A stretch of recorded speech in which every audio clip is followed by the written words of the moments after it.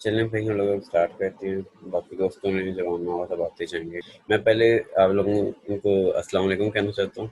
میرا نام محمد محسن ہے. آپ لوگوں کو میں اپنا تھوڑا انٹروڈکشن کروا دوں تاکہ آپ کو میرے بیسک بیک گراؤنڈ کا پتہ ہو. پھر آپ لوگوں کو بھی بہتر آئیڈیا ہوگا کہ میں آپ کو کس اینگل سے پڑھانا چاہ رہا ہوں.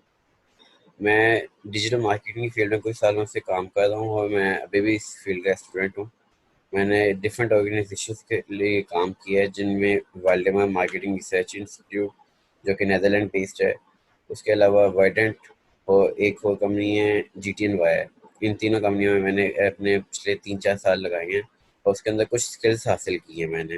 اور ان شاء اللہ اس کورس کے اندر میں کوشش کروں گا یہ جو میں نے اسکلس حاصل کی ہیں ان کچھ سالوں میں یہ میں آپ تک ٹرانسفر کر سکوں. اس کورس کے اندر میں ان شاء اللہ تعالیٰ نا آپ کو basic of Amazon to of on line application management سب کچھ سکھانے کی کوشش کروں گا. اور ان کے اینڈ کے اندر آپ خود سے جو بھی آپ کرنا چاہیں گے وہ کر پائیں گے. چاہے وہ آپ نے اپنا بزنس چلانا ہے، چاہے آپ نے کسی اور کے بزنس کی پروموشن کرنی ہے، چاہے آپ نے کسی کے کام میں اس کی ہیلپ کرنی ہے ایز اے فریلانسر، یہاں پہ آپ نے صرف ایجوکیشن کے لیے حاصل کر رہے ہیں. یہ ان شاء اللہ by the and of this course آپ کا جو بھی گول ہے وہ پورا ہو جائے گا.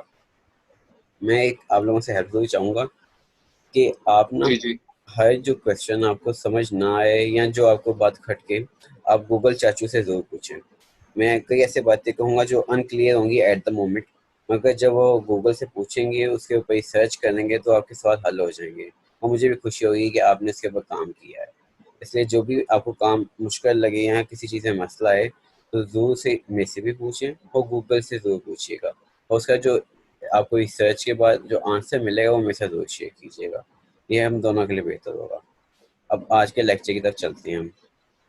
اس سے پہلے کہ میں آپ کو ڈیجیٹل مارکیٹنگ سکھاؤں، پہلے میں یہ بتا دوں کہ ڈیجیٹل مارکیٹنگ امپورٹنٹ کیوں ہے آپ کے لیے. جیسے کہ آپ جانتے ہیں مشین لرننگ اور آرٹیفیشیل انٹیلیجنس کا زمانہ ہے. ہر چیز جو ہے اب آٹومیٹڈ ہو رہی ہے. اب آپ کے سوشل جو انسٹاگرام پہ پوسٹ لگاتے ہیں اس میں جو آپ ہیش ٹیگ یوز کرتے ہیں وہاں سے لے کے آپ جو بھی کی ورڈ یوز کر کے اپنا اسٹیٹس لگاتے ہیں، ہر چیز ایک مشین ریڈ کر رہی ہے، سمجھ رہی ہے، کانٹیکسٹ دیکھ رہی ہے. اس کا کانٹیکسٹ اور کنٹینٹ دونوں چیزوں کو دیکھتے ہوئے اسے پھر رینک کیا جا رہا ہے. اب آپ جو کی ورڈ یوز کرتے ہیں مشین انہی کے ذریعے پڑھتی ہے. اب اسے دیکھتے ہیں ہم وہ کیسے پڑھتی ہے. مشین لرننگ کی اگر آپ بائی ڈیفینیشن ٹرانسلیشن کریں نا تو یہ ایک اسٹڈی ہے کمپیوٹر الگوریدمس کی جس کی وجہ سے وہ اپنے آپ کو بہتر بناتے ہیں فار ہیومن ایکسپیرئنس. مثال کے طور پہ آپ پہلے ایک چیز سرچ کرتے ہیں کہ ونڈوز 7 کمپیوٹر، پھر آپ دوبارہ وہی سرچ کرتے ہیں، تیسری دفعہ پھر وہی سرچ کرتے ہیں. گوگل آپ کی سرچ پہ جس جگہ پہ آپ نے جا کے اسے کلک کیا اس سے دیکھا کہ آپ کہاں جانا چاہ رہے ہیں، پھر آپ کو نیکسٹ ٹائم وہ پہلے وہ چیز دکھا دے گا. اگر آپ اے پوائنٹ پہ جانا چاہ رہے ہیں اور آپ نے سرچ کیا بی پوائنٹ کی مگر آپ بابا اے پوائنٹ پہ جا کے کلک کر رہے ہیں تو گوگل سمجھ جائے گا کہ اس کا بی پوائنٹ جانے کا مقصد اے ہے، پھر وہ آپ کو اپنے آپ اس ایک پوائنٹ پہلے نمبر پہ لے آئے گا. اس طرح کمپیوٹر ہمیں لرن کرتے ہوئے ہمیں اسٹڈی کرتے ہوئے اپنے آپ کو بہتر کر رہا ہے. وہ بہتر کرنے کے لیے جو مین چیز وہ یوز کرتا ہے وہ کی ورڈ یوز کرتا ہے. کی ورڈ ایک ٹاپک جو ہوتا ہے نا ڈاکیومنٹ کا اس کی ایسنس ہوتی ہے جس میں تمام ڈاکیومنٹ کی روح ہوتی ہے. آپ ایسا کی ورڈ جب یوز کرتے ہیں جس سے کہ تمام ڈاکیومنٹ کی ایسنس اس کے اندر آ جائے تو کمپیوٹر کو اسے اسٹڈی کرنے میں ہیلپ ہوتی ہے. اور جب کمپیوٹر کو وہ آپ کے ڈاکیومنٹ اسٹڈی کرنے میں ہیلپ ہوتی ہے تو وہ آپ کو رینک ایزیلی کر دیتا ہے. اس کورس کے اندر آگے ہم نے اس انٹروڈکشن میں آپ کو ڈیجیٹل مارکیٹنگ کا تھوڑا سا کہوں گا، اس کے ایولیوشن کہاں سے آیا ہے، اس کا فیوچر کیا ہے، اور پھر سرچ انجن مارکیٹنگ. یہ اس کے بیسک 4 ہوں گے ہمارے لیکچرز جس کے اندر میں کوشش کروں گا آپ کو میکسیمم بتا سکوں. ڈیجیٹل مارکیٹنگ سے مراد وہ تمام مارکیٹنگ آ جاتی ہیں جو آپ آن لائن کرتے ہیں فار اینی برانڈ اور اینی پرپز. اب آپ نے اگر اپنی مارکیٹنگ بھی کرنی ہے نا، اگر آپ نے اپنے آپ کو بھی برانڈ بنانا ہے وہ بھی آپ ڈیجیٹل مارکیٹنگ کے ضرور کرو گے. اگر آپ نے اپنے آپ کو فیس بک پہ فیمس کرنا ہے، انسٹاگرام پہ فیمس کرنا ہے، ٹک ٹاک پہ فیمس کرنا ہے جس طرح کہ آج کل کر رہے ہیں لوگ، ان سب چیزوں میں digital marketing to a certain extent آتی ہے. اب آپ نے اسے یوز کیسے کرنا ہے وہ آپ کے اوپر ڈپینڈ کرتا ہے. اب آپ اس سے اپنا بزنس رن کر سکتے ہیں، آپ اسے اپنی پروفائل پہ لائکس زیادہ لا سکتے ہیں، آپ اس کی مدد سے کوئی چیز بیچ سکتے ہیں. یہ ساری چیزیں آپ پہ ڈپینڈ کریں گی کہ آپ یہ اسکل سیٹ کو کہاں اور کس طرح یوز کریں. اس میں سب سے امپورٹنٹ بات یہ ہے کہ آپ اپنے کسٹمر کو جان لیں, اپنی آڈینس کو پہچان لیں کہ اس کا ایجوکیشن لیول کیا ہے, وہ چاہتی کیا ہے, اور وہ کہاں سے آپ کو لائک کر رہی ہے یا کس وجہ سے لائک کر رہی ہے. جب اپنی آڈینس اور کلائنٹ کو جان لیں گے نا تو آپ کو چیز بیچنے میں مدد ہوگی. اگر آپ کو پتہ ہے آپ کی آڈینس جو ہے وہ پروڈکٹ اے کو لائک کرتی ہے مگر آپ نے پروڈکٹ بی کو سیل کرنا ہے تو آپ اسے بائی ایکسٹینشن سیل کریں گے, ڈائریکٹلی سیل نہیں کریں گے. اسی چیز کو لیتے ہوئے ڈیجیٹل مارکیٹنگ جو ہے وہ مارکیٹنگ آف پروڈکٹس اور سروسز ہے using digital technologies, on line internet. اب اس میں پھر موبائل فون بھی آ گئے, ڈسپلے ایڈورٹائزنگ بھی آ گئی, اور دوسرے ڈیجیٹل میڈیمس بھی آ گئے ہیں اب جیسے ایس ایم ایس وغیرہ. ایوولوشن آج سے اگر ہم 20 سال 30 سال پیچھے چلے جائیں تو ایڈورٹائزمنٹ کا صرف ایک ہی طریقہ ہوتا تھا, وہ تھا ریڈیو. پھر وقت کے ساتھ ساتھ چینجز آتے گئے, ٹی وی بھی آ گیا اور ڈسپلے ایڈس بھی آ گئے اور دوسرے طریقے بھی آ گئے. پھر 1990 میں جب ویب کی ایجاد ہوئی اور ویب عام ہوا تو پھر یہ ویب ایڈورٹائزمنٹس کا سین سٹارٹ ہوا تھا جس میں web site, search, on line display کے ذریعے کام شروع کیا گیا تھا. پھر ان 1999 جب یہ Y2K وائرس نے ہٹ کیا تھا تب پیڈ سرچ, مائکرو سائٹ اور ویبینارز نے عروج پہ تھے. انہوں نے اپنے طرف سے اپنی جو مارکیٹنگ کا تھی اس کی پوری برانڈ ہلا دی تھی, کیونکہ پہلی دفعہ یہ ہو سکتا تھا کہ آپ اپنی آڈینس کو ٹارگیٹ کر پائے تھے. اس سے پہلے کیا ہوتا تھا کہ آپ وائڈ ارے میں اپنی ایڈورٹائزمنٹ کو بس پھینک دیتے تھے. آپ نے ٹی وی پہ ایڈ چلائی ہے, سب کو چلے گئی, چاہے وہ آپ کی آڈینس سے ریلیٹڈ ہے کہ نہیں ہے.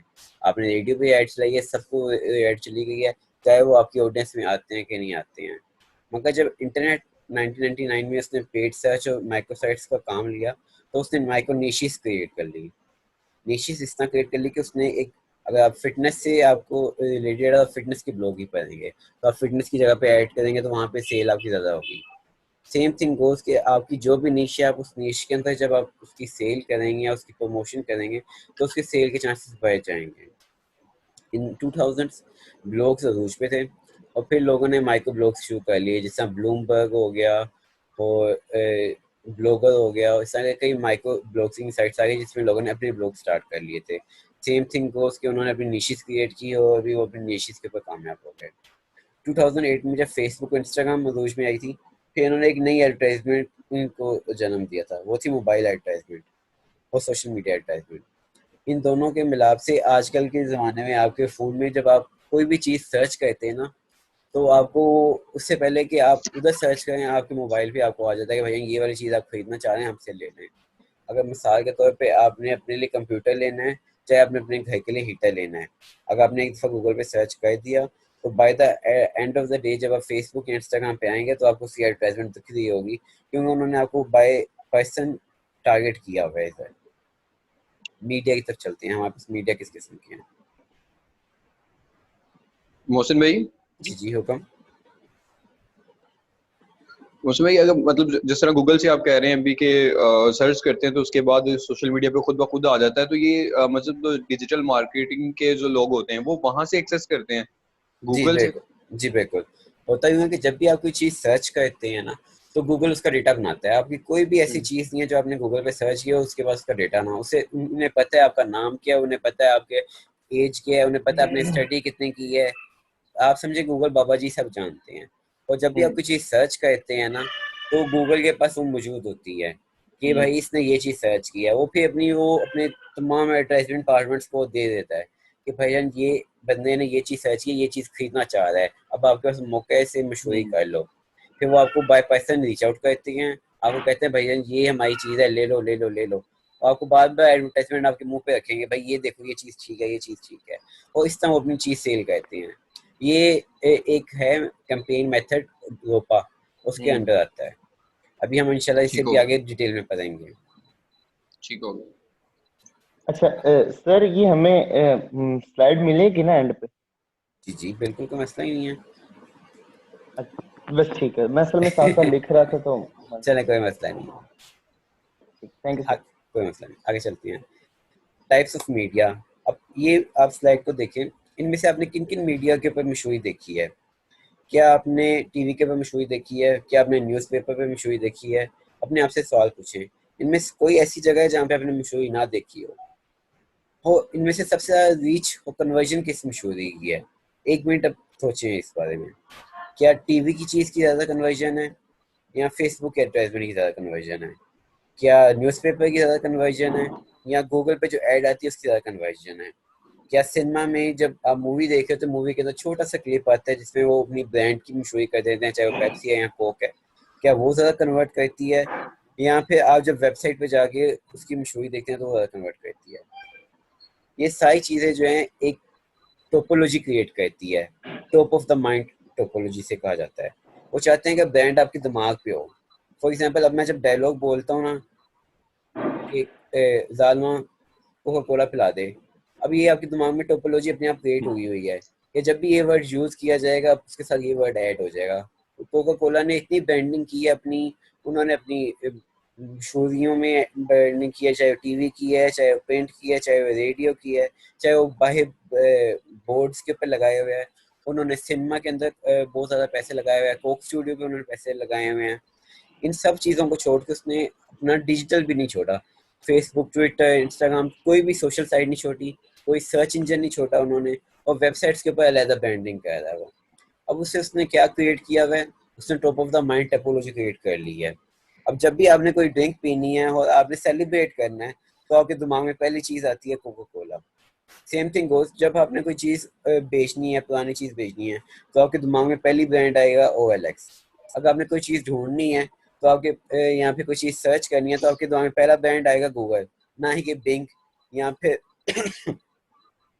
یاہو. حالانکہ یہ بھی سرچ انجن ہے، اچھے سرچ انجن ہے، مگر گوگل کے مقابلے میں انہیں آپ کبھی بھی یاد نہیں کریں گے، کیونکہ انہوں نے اپنا برانڈ اس طرح کا کریٹ کر لیا کہ آپ کے ٹاپ آف دا ہیڈ ہمیشہ وہی رہتا ہے.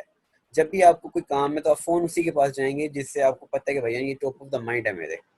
اب اس top of the mind create کرنے کے لیے آپ ان میڈیاز کو یوز کرتے ہیں. ان میڈیاز کو آپ آف لائن اور آن لائن بانٹتے ہیں. میں آپ کو صرف آن لائن میڈیا کے اوپر کام کرنا سکھاؤں گا.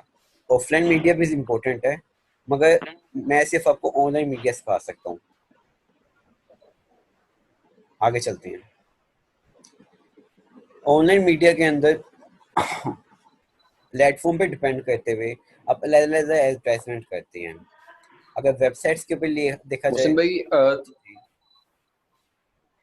محسن بھائی جی جی حکم.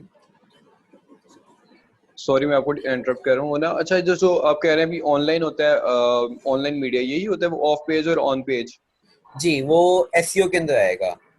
یہ آن لائن میڈیا کے اندر آگے کیٹیگری ہے SEO کی، سرچ انجن آپٹیمائزیشن کی. اس کے اندر آگے کیٹیگری ہے آن پیج آف پیج کی. انشاءاللہ اس پہ بھی بات کریں گے. چلیں ٹھیک. مجھے لگا کہ شاید آپ اسی کے بارے میں بات کر رہے ہیں کہ وہ ٹھیک ہے. جی جی وہ بھی آئے گا، مگر وہ سب سیٹ آف سب سیٹ ہے، ایز ان کے ٹھیک ہو گیا، شاخ کی شاخ ہے ابھی آگے. ٹھیک ہو گیا. چلیں آگے چلتے ہیں. اب ہم نے لوگوں کو ریچ آؤٹ کیسے کیا کرتے ہیں لوگوں کو اپنے پروڈکٹ کے لیے. آپ ای میل نیوز لیٹر بھیجتے ہیں یا مارکیٹ پلیس میں لگاتے ہیں، جس طرح کہ دراز پہ آپ نے اپنی پروڈکٹ کی مشہوری کر دی، یا پھر آپ کے ویب سائٹ پہ جن لوگوں نے آپ کو ای میلز دی ہیں آپ نے انہیں ریچ آؤٹ کر دیا. ایک یہ طریقہ ہوتا ہے اپنی پروڈکٹ بیچنے کا. دوسرا طریقہ ہوتا ہے سوشل میڈیا، یوٹیوب یا SMS کے ذریعے اپنی ایڈورٹائزمنٹ کرنا. تیسرا طریقہ ہوتا ہے SEO یا SEM، جس طرح کہ فیضان بھائی پوچھے تھے کہ آن پیج آف پیج کہاں پہ آتا ہے. آن پیج آف پیج یہاں پہ آتا ہے SEO کے اندر. اس میں ہوتا یوں ہے کہ آپ اپنی ویب سائٹ کو اتنا بہتر کر دیتے ہیں، گوگل سے اپنے آپ رینک کر کے ٹاپ آف دا لائن لے آتا ہے، تاکہ جب بھی کوئی سرچ کرے ڈیجیٹل مارکیٹنگ تو اس کے اوپر پہلے نمبر پہ ہمارا نام آ رہا ہو. اس سے ہمیں ایک تو بوسٹ ملے گا اور سیلز بھی زیادہ جنریٹ ہوں گی. یہ آگے آپ کا SEO کے اندر. آگے آتا ٹھیک ہو ہے گیا. SEM، search engine marketing.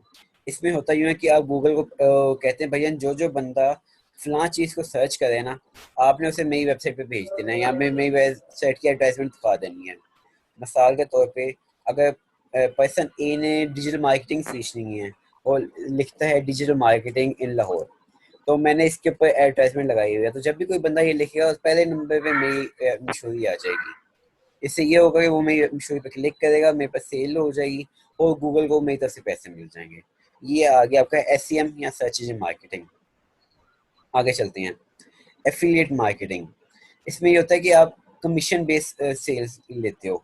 مثال کے طور پہ ایک بندے کی کمپنی ہے, وہ اپنی چیزیں بیچنے نہیں پا رہا, وہ آپ کو ہائر کرتا ہے کیونکہ آپ کے کافی زیادہ فالوورز ہیں. اکثر انسٹاگرام کے جو فالوورز ہیں یوں ہی کرتے ہیں.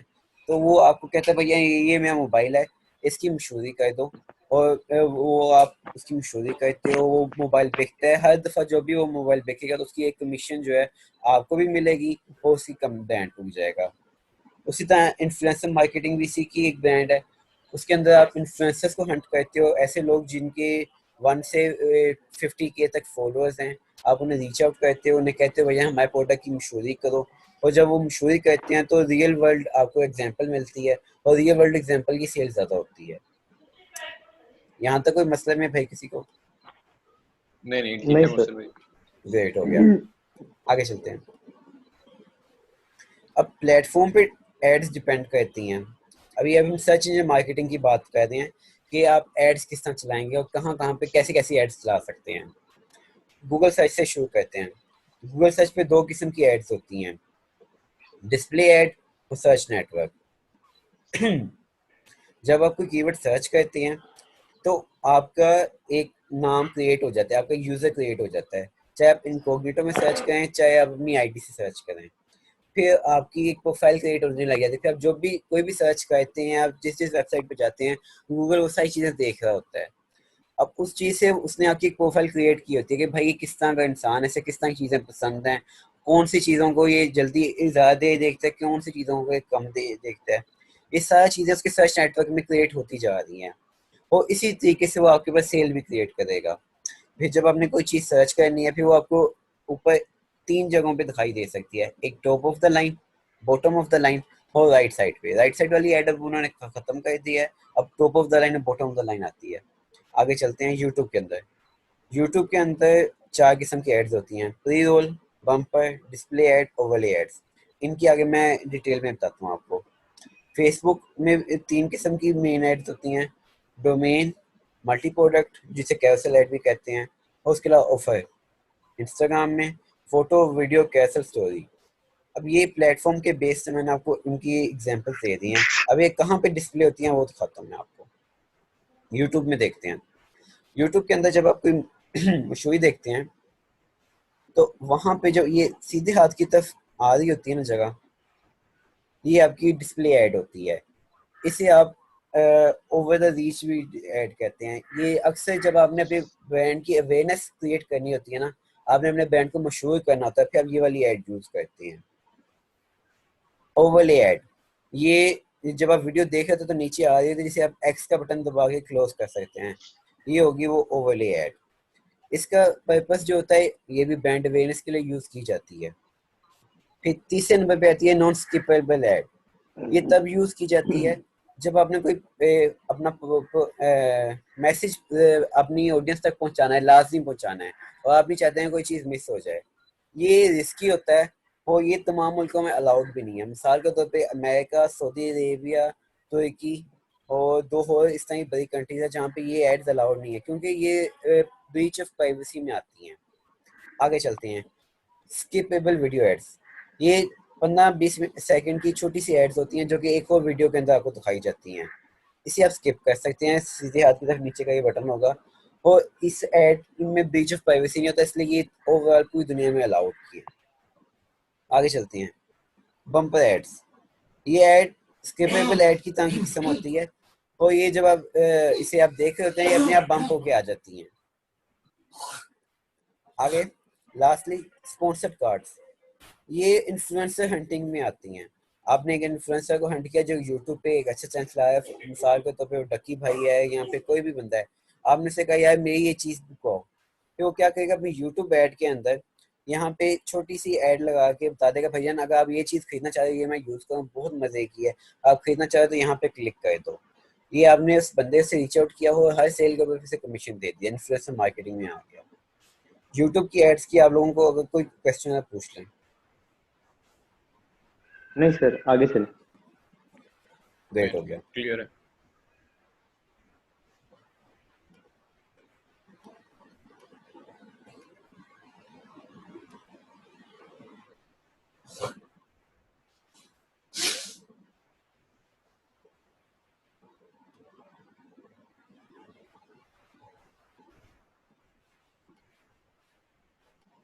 آگے چلتے ہیں فیس بک ایڈس کے اندر. فیس بک کے اندر 8 قسم کی ایڈز یوز ہو رہی ہیں جو بڑی ہیں. اس کے علاوہ انہوں نے اور بھی طریقے نکالے ہیں. اب میں آپ کو یہ بات بتا دوں, فیس بک, Instagram, Twitter, what's app, Google, یہ سارے آپ کے اوپر ڈیٹا کریٹ کر رہے ہیں. وہ ڈیٹا اس لیے کریٹ کریں تاکہ وہ اپنی سیل بڑھا سکیں, کیونکہ ان کا اصل کام آپ لوگوں کو انٹرٹینمنٹ دینا نہیں بلکہ ایڈورٹائزمنٹ سے پیسے کمانا ہے. اب اس ایڈورٹائزمنٹ سے پیسے کمانے کے لیے وہ آپ کا وہ جو ڈیٹا کریٹ کر رہے ہیں اس کے ذریعے پھر آپ کو ریچ آؤٹ کریں گے, اور وہ آپ کو ریچ آؤٹ بھائی کیسے جی جی. لیکن اب واٹس ایپ پہ تو اب مطلب ایڈ آنا بند ہو گئے ہیں کافی عرصے سے. جی بالکل ایسے ہی ہے, مگر ڈیٹا آپ کا ابھی بھی ادھر جمع ہو رہا ہے. وہ آپ کو نہیں ڈیٹا دیں گے, وہ ڈیٹا تھرڈ پارٹی کو سیل کر دیتے ہیں. جب آپ واٹس ایپ انسٹال کرتے ہیں نا تو اس کے کانٹیکٹ میں جی جی لکھا ہوتا ہے کہ آپ کا ڈیٹا کریٹ کیا جائے گا فور بیٹر سروسز. مگر وہ بیٹر سروسز کیا ہوتی ہیں, وہ اپنی بیٹر سروسز کیسے ہوتے ہیں, وہ آپ کو ڈیٹا بھی تھرڈ ٹھیک ہو پارٹی کو گیا. سیل کر دیتے ہیں کہ فلاں آدمی ہے, یہ اس کا نام ہے, یہ اس کی ایج ہے, اس طرح کے میسیجز وہ کرتا ہے, اور یہ اس کی پسند ہے, یہ اسے ناپسند ہے. پھر وہ آپ کو جو تھرڈ پارٹی ہے وہ کہیں اور جگہ سے ریچ آؤٹ کر لے گی, چاہے وہ ویب صحیح سائٹ کے صحیح ہو ذریعے گیا. ریچ آؤٹ کرے, چاہے گوگل کے ذریعے ریچ آؤٹ کرے. اصل میں ساری گیم ڈیٹا کی ہے, بگ ڈیٹا کی گیم ہے. آپ کا ڈیٹا کریٹ کیا جاتا ہے, اس ڈیٹا کو سیل کیا جاتا ہے, اس کے ذریعے پیسے کمائے جاتے ہیں. اور ڈیٹا جہاں سے بھی کریٹ ہو انہیں تو بس ڈیٹا سے مطلب ہے. صحیح ہو گیا. ابھی تو سر وہ واٹس ایپ کہتا ہے کہ وہ اینڈ ٹو اینڈ انکرپشن ہے, تو جی جی, آپ وہ کی جو نہیں جائے گا. کالز ہیں وہ جو آپ کے میسیجز ہیں وہ انکرپٹیڈ ہیں, اس میں کوئی شک نہیں ہے, مگر ڈیٹا آپ کا پھر بھی بن رہا ہے. آپ جب کنورژن کرتے ہیں تو اس کے اوپر ڈیٹا کریٹ ہو جاتا ہے آپ کا. آپ کو میں ایک اور چیز بتاتا جاؤں, ویسے میں نے آگے بتانی تھی. ایک ورڈ ہوتا ہے میٹا ڈیٹا. میٹا ڈیٹا کی ڈیفینیشن ہوتی میٹر ہے data. G data about data.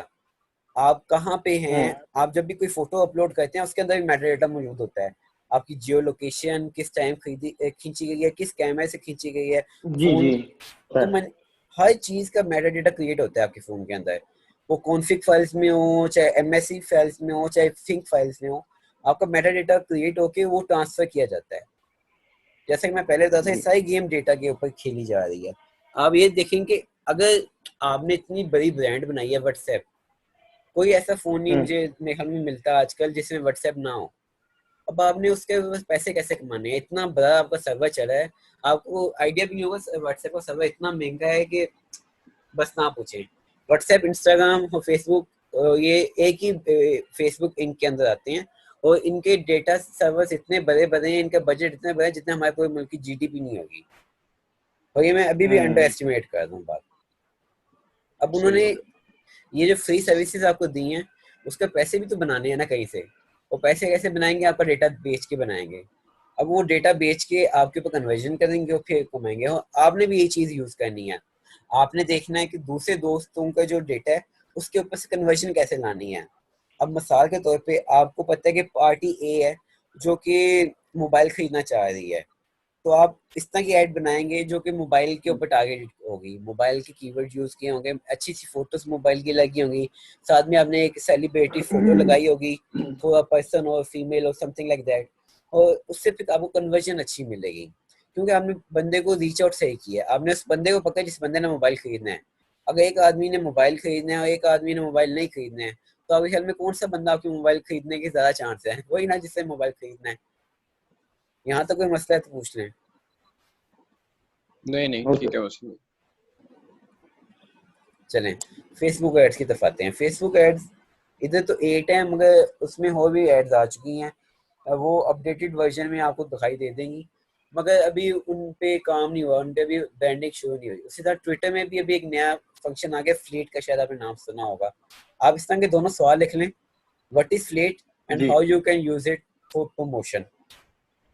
Sorry sir, کیا ورڈ ہے دوبارہ بتائیے. میں آپ کو کوشچن لکھ کے بھی بھیج دوں گا.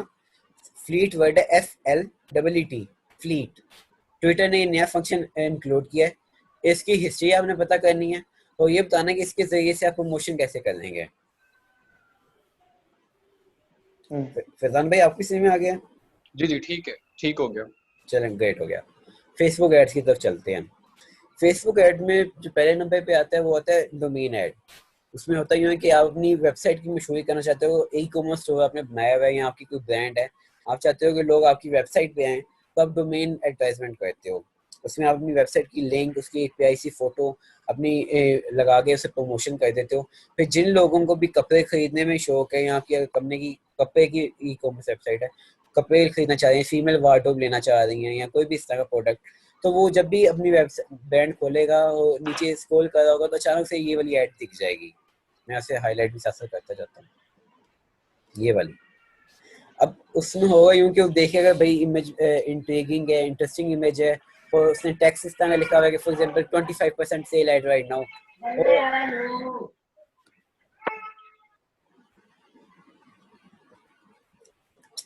تو اس طرح جب وہ آپ کی ایڈ دیکھے گا، اس سے انٹریگنگ لگے گی، انٹرسٹنگ لگے گی، اس پہ کلک کر کے آپ کی ویب سائٹ پہ آئے گا، تو آپ نے ایک کنورژن اپنی کریٹ کر لی ہے. یہاں تو کوئی مسئلہ ہے تو پوچھ لیں. نہیں ٹھیک ہے سر. بلال ٹھیک ہے. ڈومین ایڈ جو ہے اس کا مین پرپز اپنی ویب سائٹ پہ ٹریفک لے کے آنا ہوتا ہے. اور دوسری ایڈز جو ہوتی ہیں ان کے ذریعے آپ ڈائریکٹ فیس بک سے بھی سیل کر سکتے ہیں. فیس بک پہلے سے صرف آپ اپنی ویب سائٹ پہ بندے لے کے آنے کے لیے، ٹریفک لانے کے لیے، سورسز لانے کے لیے یوز کرتے تھے، مگر اب آپ فیس بک سے ڈائریکٹ بھی سیل کر سکتے ہیں. وہ کیسے؟ وہ ملٹی پروڈکٹ ایڈ کے ذریعے، کیروسل ایڈ کے ذریعے کرتے ہیں. آپ نے یہ ایڈ اکثر دیکھی ہوگی. اس میں ہوتا یوں ہے کہ 10-12 فوٹوز لگی ہوتی ہیں، 10 ایکچولی ٹوٹل 10 فوٹوز کی اجازت ہے، اب شاید وہ بڑھا دی گئی ہو. 10 فوٹوز لگی ہوتی ہیں آف ڈفرنٹ پروڈکٹس. آپ نے کبھی بھی اگر شوز اگر سرچ کیے ہوئے ہیں نا نائکی کے فار ایگزامپل، تو 10 نائکی کے شوز لائن بائی لائن لگے ہوں گے. آپ پھر آگے ٹک کرتے جائیں گے، وہ آگے آگے شوز کا کیروسل چلتا جائے گا، ایک فوٹو پہ دوسری فوٹو، اور آپ کو جون سا فوٹو اچھی لگے گی وہ کہے گا کہ سیل رائٹ ناؤ. آپ سیل رائٹ ناؤ پہ کلک کریں گے، وہاں پہ آپ اسے خرید سکتے ہیں. یہاں تک کوئی مسئلہ یہ سمجھ میں آگے بات؟ ٹھیک ہے محسن بھائی. ٹھیک ہو گیا سر یہ دوبارہ بات بتائیے گا، یہ ملٹی جی کوئی پروڈکٹ مسئلہ کیا نہیں، ہے؟ میں بتا دیتا ہوں. یہ آپ نے اگر کبھی شوز یا آپ کوئی بھی پروڈکٹ جب سرچ کرتے ہیں نا، آپ کو اس نے ٹارگیٹ کر لیا بھائی اس بندے کو یہ چیز چاہیے، پھر کیا کرے گا کہ آپ کو اس برانڈ کے کیروسل ایڈ دکھائے گا. کیروسل ایڈ کے اندر ہوتا یوں ہے کہ انہوں نے 10 پروڈکٹ جو ہوتے ہیں نا، 5 to 10 یا 2 to 10 کی لمٹ ہوتی ہے کہ 10 پروڈکٹ کی فوٹوز لگائی ہوتی ہیں. 10 علیحدہ علیحدہ شوز کی انہوں نے فوٹوز لگائی ہوں گی. آپ کو ایک نہیں پسند آتا، آپ آگے چلے جائیں، دوسرا دکھ جائے گا، آپ آگے بٹن دبائیں گے تیسرا دکھ جائے گا، پھر آگے بٹن دبائیں گے چوتھا دکھ جائے گا. تو اس طرح آپ ایرو کا بٹن دباتے جائیں 10 دکھ جائیں گے. آپ کو ان 10 میں سے کوئی خاص پسند نہیں ہے تو آخر میں ایک بٹن ہوگا کہ آپ ہماری ویب سائٹ پہ آ جاؤ، وہاں پہ آگے دیکھ لو. اس طرح وہ آپ کو کنورٹ کریں گے اور اس طریقے سے وہ جی آپ جی کے. ہاں سمجھ جی گئے. چلیں گریٹ ہو گیا، آگے چلتے ہیں. اب آفر ایڈز ہوتی ہیں جب آپ سروسز بیچ رہے ہوتے ہیں. مثال کے طور پہ میں آپ کو کوئی پروڈکٹ نہیں دے رہا، میں آپ کو سروس دے رہا ہوں، میں آپ کو پڑھا رہا ہوں، تو یہ ایک آفر ایڈ ہو گئی ہے. اس کے اندر آپ ڈائریکٹ سیل کر سکتے ہیں. آپ نے اس کے ڈیٹیلز لے لی، اس کے credit card information all that, یہاں سے آپ نے سیل کر دیا. پھر آگے ویڈیو ایڈ کی سیلف ایکسپلینیٹری ہے. جس طرح ہم پہلے فوٹو ایڈز کی بات کرتے ہیں، اسی طرح کیروسل ایڈ میں بھی یہ ایڈ ہوتی ہیں کہ آپ ویڈیو پلے کر دیں. آپ نے اگر گھڑی بیچنی ہے اس کی ایڈ پلے کر دیں، آپ نے جس کی بھی ایڈ پلے کر دیں، اور پھر جب سیل ہوگی تو ویڈیو ایڈ پہ کنورژن زیادہ آ جائے گی. ویڈیو ایڈ کا یہ ہوتا ہے کہ اس پہ کنورژن کم ہوتی ہے مگر اس کی انگیجمنٹ بہت زیادہ ہوتی ہے. اگر آپ نے ایڈ اچھی بنائی ہو تو وہ لوگ اپنے آپ شیئر کرتے ہیں اسے. اگر آپ نے بہت اچھی بنائی ہو، تھوڑی کم اچھی ہے تو عام جو فوٹو ایڈ ہے اسے نہیں لوگ شیئر کریں گے، اور ویڈیو ایڈ آپ کی پھر بھی شیئر ہو جاتی ہے 1 to 2%. لوگ اس پہ کمنٹ کرتے ہیں یار چیک کر کیا مزیدار چیز ہے اینڈ آل دیٹ. اس سے آپ کی جو ہے نا وائرلیبلٹی زیادہ ہو جاتی ہے. چیز وائرل ہو تو اس کے بکنے کے چانس بھی بڑھ جاتے ہیں کیونکہ ٹاپ آف دا مائنڈ ہو جاتی ہے. کیا یہ وائرل والا کانسیپٹ سمجھ میں آیا بھائی آپ کو؟ جی سمجھ آ گیا مجھے. Great. Lead AIDS, lead add, dynamic add اور اسپانسرڈ ایڈ، یہ تینوں ایڈز جو ہیں یہ آپ کی برانڈنگ کے تھرڈ ٹیئر میں آتی ہیں. جب آپ نے اپنے برانڈ کی اویئرنیس کریٹ کر لی ہے اور آپ اس کی جو ہے سیلز کریٹ کرنا چاہ رہے ہو، لیڈز جنریٹ کرنا چاہ رہے ہو، اس میں یہ ڈائنامک ایڈ، برانڈ اسپانسرڈ اور یہ والی ایڈ یوز کی جاتی ہیں. اس کے اندر آپ اپنے پروڈکٹ کو اس کی لیڈز کریٹ کرنے کے لیے کہتے ہو کہ آپ کو اگر یہ چیز چاہیے تو آپ ای میل لکھیں، آپ ایک تو اندازی میں ایڈ کر دیے جائیں گے. اگر آپ چاہتے ہیں کہ آپ یہ کام کریں تو آپ کو ہم اسے لسٹ میں ڈال دیں گے، پھر آپ کو at the and of day آپ کو یہ مل جائے گا. پھر اس طریقے سے لیڈس کریٹ کر رہے ہوتے ہیں. آپ کا نمبر لے رہے ہوتے ہیں، آپ کی ای میل آئی ڈی لے رہے ہوتے ہیں، آپ کے لائکس لے رہے ہوتے ہیں، آپ کے فرینڈس کو لے رہے ہوتے ہیں. ان سے آپ کی لیڈس کریٹ ہوتی ہیں. لیڈس کے اوپر آپ چیزیں جو ہیں آگے سے آگے بھیجتے ہیں. بلال بھائی فیضان بھائی یہاں تک کوشچن ہے تو پوچھ لیں. محسن بھائی یہ لیڈ، ہاں لیڈ کیا ہوتی ہے یہ ذرا بتائیے گا. جی جی میں پوچھتا ہوں. لیڈ جو ہے نا مارکیٹنگ کی سب سے امپورٹنٹ چیزوں میں سے ایک ہے. لیڈ ایک ایسی چیز ہے جسے آپ کنورٹ کر سکتے ہیں. مثال کے طور پہ کوئی آدمی آپ کی دکان پہ آتا ہے, کسی چیز کی پرائس پوچھتا ہے, یا یہ میں نے اسکرین لینی ہے لیپ ٹاپ کی, یا یہ میں نے چیز لینی ہے, تو یہ کتنے کی بکے گی, اور آپ کہتے ہو اتنے کی بکے گی, وہ چلا جاتا ہے. مگر آپ کو لگتا ہے کہ بعد میں وہ پھر خریدنا چاہے گا, پھر آپ اس طرح کہتے ہو یار ابھی یہ اتنے کی ہے, مگر اپنا فون نمبر دے دو, یہ جب سستی ہوگی میں آپ کو بھیج دوں گا, یا آپ کو میں بتا دوں گا. اس نے آپ کو اپنا نمبر دے دیا, تو آپ کی ایک لیڈ کریٹ ہو گئی ہے. اب آپ آج کنورٹ کر لیں اس لیڈ کو, 10 دنوں بعد کنورٹ کر لیں, 15 دنوں بعد کر لیں, وہ آپ کے اوپر ہے. اسی طرح جب آپ بروڈوے کا پیزا لیتے ہیں یا کوئی بھی پیزا کھاتے ہیں نا, تو وہ آپ کا نمبر ہو اپنا ای میل آئی ڈی پہ آپ کا ڈیٹا بنا لیتے ہیں. پھر آپ کو ہر ہفتے کے بعد میسج بھیجے ہوتے ہیں کہ بھائی جان یہ ہماری ڈیل آ گئی ہے, ٹیوزڈے ڈیل آ گئی ہے, ویڈنسڈے ڈیل آ گئی ہے, تھرسڈے ڈیل آ گئی ہے. آپ کو بار بار یاد کروا دیے کہ بھائی جان آ جاؤ کھا لو پیزا کھا لو. اور اس سے کیا ہوتا ہے کنورژن آپ کی زیادہ آتی ہے. صحیح ہو گیا. اب جب آپ لیڈ کریٹ کر لیتے بلال بھائی, فیضان بھائی, لیڈ جب آپ کنورٹ کر لیتے ہیں نا, امپورٹنٹ یہ ہے کہ اسے آپ انگیجمنٹ بھی رکھیں, اسے آپ یاد دلاتے رہیں کہ آپ اس کی زندگی کا بھی حصہ ہیں, آپ اسے چھوڑ کے نہیں گئے ہیں. یہ بات امپورٹنٹ ہے.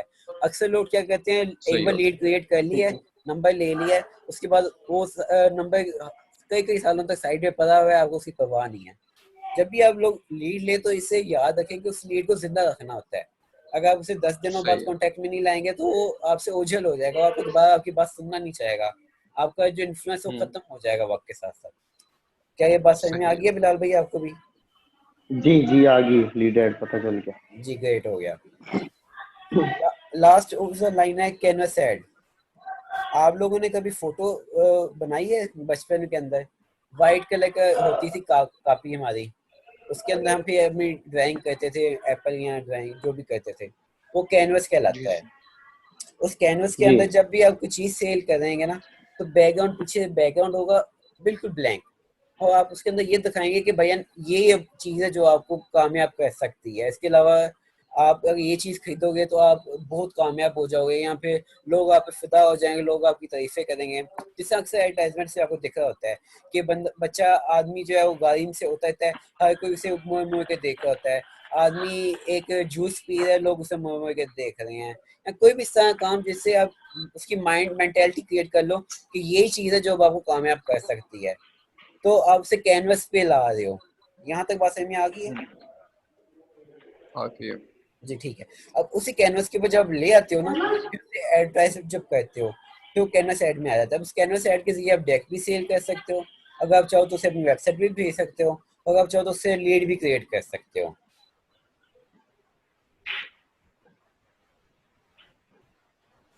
محسن بھائی جی جی سر, جی جی پوچھیں یار یہ کینوس ایڈ کیا ہے مجھے نہیں سمجھ آیا, مطلب کوئی مسئلہ یہ نہیں, تو آپ نے بتا دیا جی جی لیکن یہ میں نے کبھی دیکھا ہی نہیں ہے.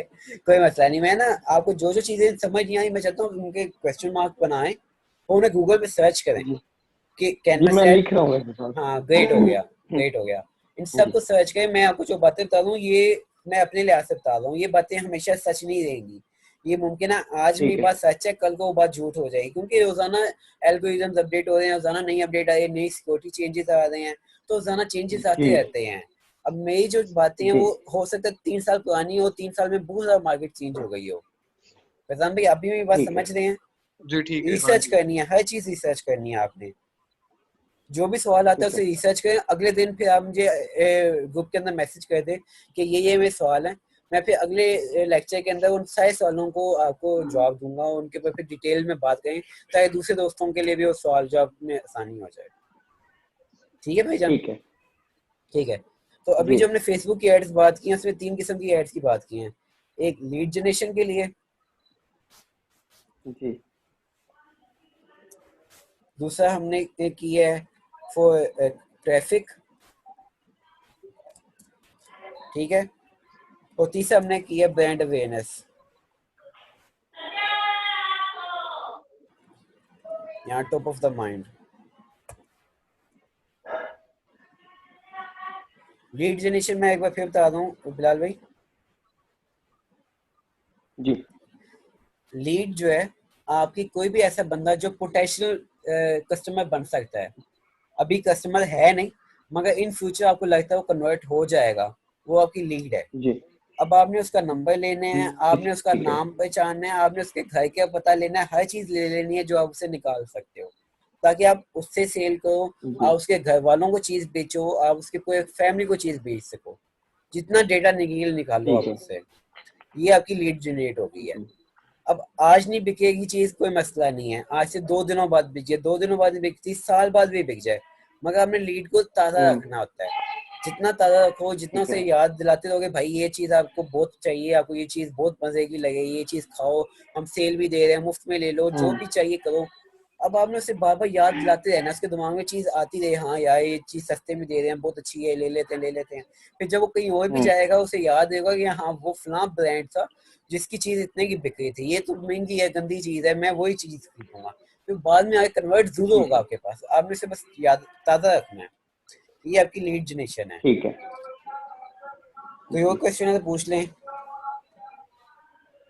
محسن بھائی, جی جی جی جی حکم. ایک کوشچن مجھے آ رہا تھا ذرا مائنڈ میں, یہ جو ہم آپ جس طرح کہہ رہے ہیں فیس بک پہ ہم ایڈ جو ہے وہ لگاتے ہیں, اس کے بعد یوٹیوب ہو گیا, اور جو فردر اس طرح کے جو بھی سوشل میڈیا ہے, تو اس میں جو ایڈز آتے ہیں وہ جتنی بھی پکچرز یا امیجز ہوتی ہیں, فوٹوز ہوتی ہیں, وہ ہم خود جو مارکیٹنگ والا ہوتا ہے بندہ وہ بناتا ہے یا پھر ڈیزائنر جو ہے وہ دیتا ہے؟ جی اچھا سوال ہے آپ کا. یہ ایکچولی دونوں کام کر سکتے ہیں آپ. ایز اے ڈیجیٹل مارکیٹنگ آپ ڈیزائننگ بھی کر سکتے ہو, وہ بھی کر سکتے ہو. میں ہمیشہ پریفر کرتا ہوں کہ جس کا جاب ہے اسی وہی کرے. میں یہ کیا مشہور کہاوت ہے, جندی سم تھنگ, مجھے یاد نہیں آ رہی, جس کی جاب ہے, ہاں جی بات سمجھ گئے نا میری بات, کہ میں نے کہ جس کی جاب ہے وہ کرے گا تو اتنا بہتر ہوگا. اب اگر آپ ڈیزائننگ کر لیں گے مگر اس کا وہ رزلٹ نہیں ملے گا جو کہ شاید وہ پروفیشنل نہیں ہوگی. جی بالکل بالکل بالکل. آپ کنورژن اس پہ کم لے کے آئیں گے, کنورٹ ہوگا اس پہ بھی کنورٹ ہوگا, یہ نہیں میں کہتا کنورٹ نہیں ہوگا, تو آپ ممکن ہے بہت اچھے ڈیزائنر ہوں گے, مگر جب آپ کسی اور سے کام کو آتے ہیں آپ ایک آبجیکٹو طور پہ دیکھ سکتے ہیں اس چیز کو. جب آپ خود بناتے ہیں نا, آپ کی تھکان بھی ہوتی ہے, آپ کی محنت بھی ہوتی ہے, آپ کو چیز لگتی ہے نہیں بس بھائی یہ ختم ہے, اس سے اچھا کوئی کام نہیں ہو سکتا. اس لیے آپ آبجیکٹیولی اس مشہوری کو نہیں دیکھ پاتے ہیں, اور جب کسی اور سے کام کریں گے پھر آپ آبجیکٹیولی اس کے اندر سے چیزیں نکالیں گے, بھائی یار یہ دیکھو آپ نے یہاں پہ پکسل پھٹا ہے, یہاں پہ یہ مسئلہ ہو رہا ہے, یہ ٹھیک کر کے دو مجھے. ہاں جی بھائی پھر آپ پوچھیں.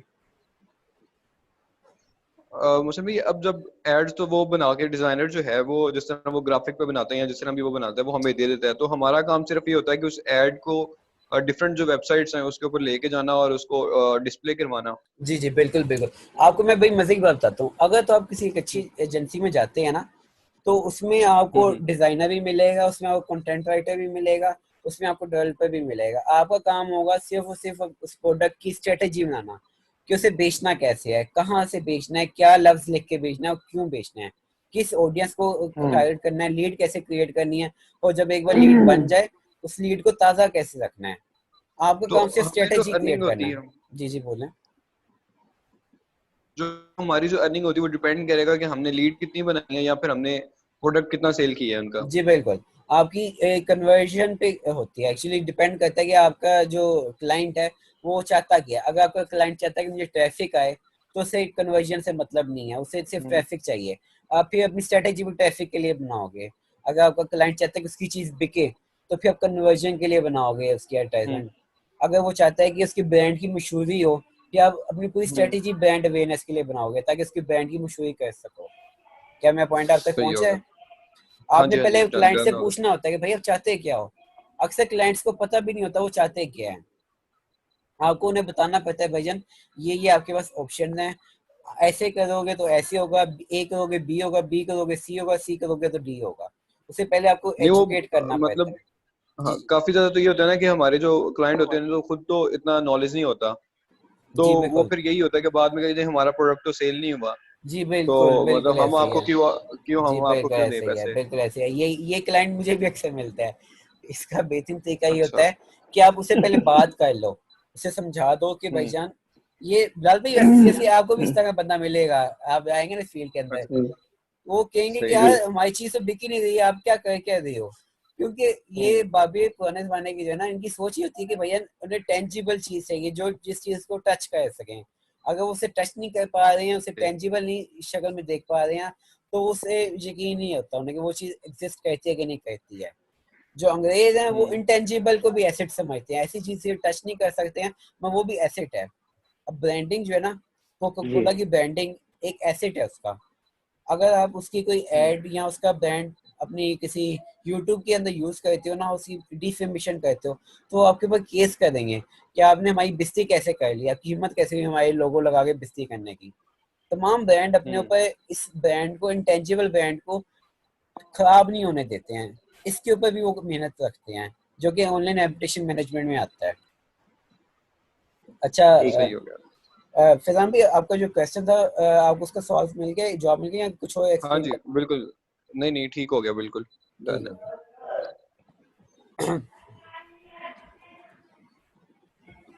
میں اگلی سلائڈ پہ چلتا ہوں. ٹھیک ہے.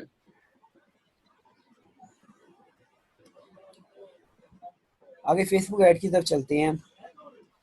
بلال بھائی یہ جی اچھا, ابھی ہم فیس بک سے انسٹاگرام ایڈ پہ جا رہے ہیں. ان میں سے یہ چاروں ایڈز آپ نے اپنی زندگی میں, آپ ویسے انسٹاگرام یوز کرتے ہیں فیضان بھائی, بلال بھائی بتائیں ذرا. ہاں جی جی جی گریٹ ہو گیا. جی اب کرتے بتائیں ہیں. ان میں سے آپ نے فوٹو ایڈ دیکھی ہے, ہاں دیکھی ہوئی جی ہے فوٹو ایڈ, ویڈیو ایڈ دیکھا جی ہوا ہے. دیکھیے. کیروسل ایڈ, یہ کیا ہوتا ہے؟ چلے کوئی مسئلہ نہیں ہے. فیضان بھائی آپ نے, نہیں میں مجھے آئیڈیا نہیں ہے اس کا, کوئی مسئلہ نہیں, آپ دیکھا بتائیں ہوگا مجھے. لیکن آئیڈیا نہیں ہے. جی کوئی مسئلہ نہیں ہے. اور اسٹوری ایڈ, اسٹوریز تو دیکھتے ہوں گے آپ, اسٹوری ایڈ بھی دیکھا ہاں ہے. جی ٹھیک ہے. اب یہ جو چاروں ایڈز ہیں نا, اسے آپ دو طریقوں سے کہتے ہو, جی ایز اے برانڈ یا ایز اے انفلوئنسر. جب آپ ایز اے برانڈ کر رہے ہوتے ہو نا, تب آپ نے ہر چیز میں کلاس شو کرنی ہوتی ہے, ایک اسٹینڈرڈ شو کرنا ہوتا ہے, اسی اسٹینڈرڈ کو فالو تھرو کرنا ہوتا ہے. آپ کبھی بھی اپنا اسٹینڈرڈ چھوڑ کے جا نہیں سکتے. اگر آپ نے ایک برانڈ اویئرنیس کریٹ کرنی ہے, اپنا برانڈ کو منوانا ہے نا, تو آپ نے ایک دفعہ جو پچ کریٹ کر لی ہے, اسی پچ کو ہمیشہ آپ لے کے چلو گے. اور چینج کرنا ہے تو پھر آپ کو پوری برانڈ ری برانڈنگ کرنی پڑے گی, دوبارہ سے ساری چیزوں کو چینج کر کے لانا پڑے گا. اگر آپ نے فوٹو ایڈ بنانی ہے تو ساری فوٹو ایڈ ایک ہی طرح سے بنائیں گے, ایک ہی جگہ پہ آپ کو لوگو آ رہا ہوگا, ایک ہی طرح کی امیج کلرز یوز ہو رہے ہوں گے, اور ساری چیزیں سیم یوز کر رہے ہوں گے. کیپشنز کے اندر جو آپ نے ہیش ٹیگ یوز کرنے ہیں وہ بھی سیم ہوں گے, جو آپ نے تھوڑے سے چینجز آ سکتے ہیں, اور جو آپ نے برانڈ میسج پہنچانا ہے وہ بھی سیم ہوگا. آپ یہ نہیں کہہ سکتے کہ ایک فوٹو کے اندر آپ ایک میسج دے رہے ہیں, دوسری فوٹو کے اندر اپنا میسج چینج کرے ہیں, تیسری فوٹو کے اندر آپ کا لوگو رائٹ سائڈ پہ ہے, چوتھی فوٹو کے اندر آپ کا لوگو الٹے ہاتھ پہ ہے. ایک ہی پروگرام کو کوشش کریں لے کے چلیں, پچ بنا لیں, ٹیبلٹ بنا لیں, پھر اسی کو اپنے تمام جگہ پہ کاپی پیسٹ مارنا ہے. پھر اس میں آپ تھوڑے بہت چینجز کریں تاکہ خوبصورت لگ سکے یا تھوڑا سا ڈفرینٹ آ سکے. وہاں کوشش کریں اسٹینڈرڈ پروسیجر بنا لیں, ایس او پی, اور اسی کو فالو کریں. کیا یہ بات سمجھ میں آئی بھائی آپ کو؟ ہاں جی. چلیں, ویڈیو ایڈ بھی سیم یہی ہے کہ آپ نے ایک ویڈیو بنائی, اس کے اندر آپ نے سیم برانڈنگ کی, برانڈنگ کو لے کے چلتے گئے.